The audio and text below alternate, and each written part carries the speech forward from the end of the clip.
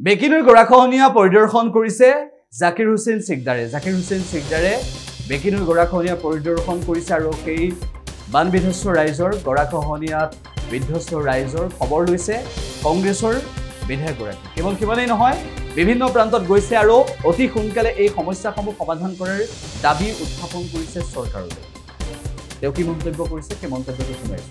অগঠিত পাকাবাটবাৰী বিধানসভা সমষ্টিৰ পূৰ্বৰ জনীয়া সমষ্টিৰ বেকী নদীয়ে এই অঞ্চলখনক যথেষ্টখিনি ক্ষতিগ্ৰস্ত কৰিছে। ইয়াতে মাথাউৰি নাই যদিও ৰাস্তা আছিল, ৰাস্তা ছিঙি বেকী নদীৰ পানীয়ে বিস্তীৰ্ণ অঞ্চল ডুবাই পেলাইছিল আৰু নদীৰ খহনীয়াই এটা তাণ্ডৱ সৃষ্টি কৰিছিল।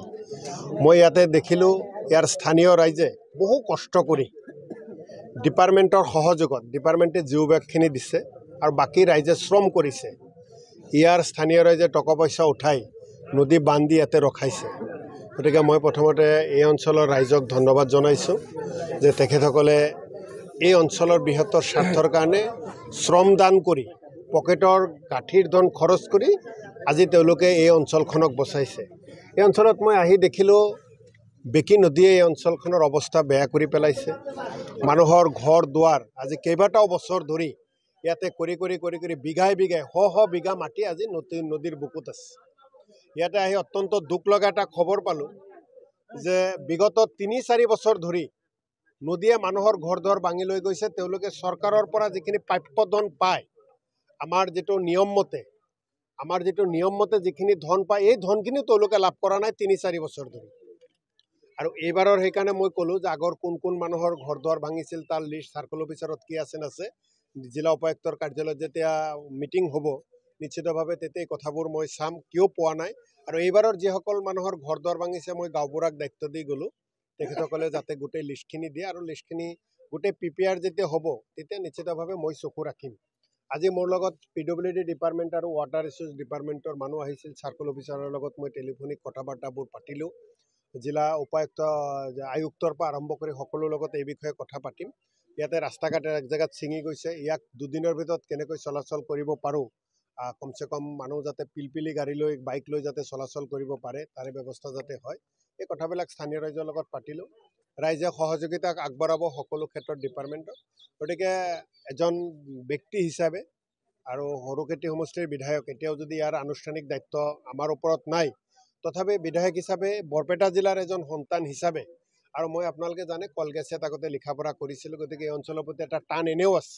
গতিকে আহি থকা সময়খিনিত ৰাইজৰ কাষত থাকি সমস্যাখিনি সমাধানৰ ক্ষেত্ৰত সদায় যুঁজ দিম। লগতে আমি আপোনালোকক জনাব বিচাৰিছোঁ যে শদিয়াত বান বিধ্বস্ত সেই প্ৰতিচ্ছবিখনৰ পিছত বানত আক্ৰান্ত সেই লোকসকলৰ বৰ্তমান যিটো অৱস্থা, তেওঁলোকৰ শস্যৰ যি অৱস্থা, ৰবি শস্যৰ খেতি কৰাৰ পিছত কেনেকুৱা ধৰণৰ পৰিস্থিতি, কৃষকে মূৰে কপালে হাত দিবলগীয়া অৱস্থাৰ সৃষ্টি হৈছে, মানুহৰ মৃত্যু হৈছে বানত।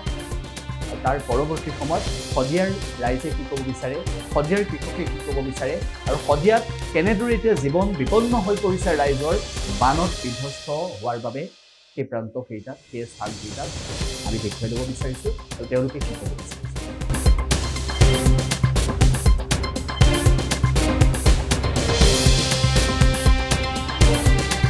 যিহেতু কৃষিভূমিৰ লগত জড়িত মই এজন ক্ষুদ্ৰ খেতিয়ক, আৰু মোৰ এই মাটিখিনি চৰকাৰী ম্যাদী পাট্টাৰ মাটি হয়। আৰু 3 বিঘা মাটিত মই চাং পাতি আছিলোঁ, লাও চাং, জিকা চাং, তিতা কেৰেলা আৰু বিভিন্ন খেতিবিলাক আছে।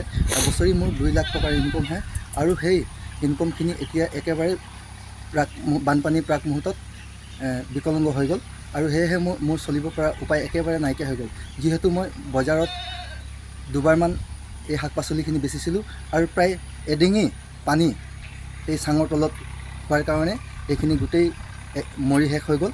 আৰু যিহেতু আমি 2098 চনৰ পৰাই ভুক্তভোগী, আৰু ওচৰতে নদী বান্ধ গৰাখহনীয়া প্ৰায় 1 কিলোমিটাৰ আঁতৰতে আছে।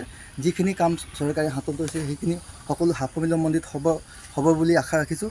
আৰু ভৱিষ্যতে যদি এই নদী বান্ধ গৰাখহনীয়া খহি যায়, তেতিয়াহ'লে আমাৰ এই কপাতলি গাঁও অঞ্চলৰ পৰা মাকুমৰ পৰা তিনিচুকীয়ালৈকে এইখিনি সকলো বানপানীয়ে ইয়াতকৈ অধিক ক্ষতি হ'ব।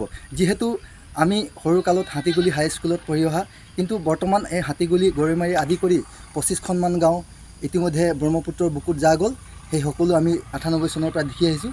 যিহেতু ভৱিষ্যতেও যদি এই নদী বান্ধ গড়খনে কটকটীয়াভাৱে নিৰাপত্তা নিদিয়ে বা কামবিলাক চৰকাৰে ভাল ধৰণে নকৰে, তেতিয়াহ'লে সকলো এইখিনি আমি যিখিনি কৃষিভূমি কৰি থকা অঞ্চলবিলাক একেবাৰে নদীত যাব। লগতে মোৰ দৰে ক্ষুদ্ৰ খেতিয়কসকলে যিসকলে এই শাক পাচলি কৰি পৰিয়ালৰ পোহপাল ল'বৰ কাৰণে উপাৰ্জন কৰিছিল, সকলোৰে খেতিবিলাক নষ্ট হৈ গৈছে।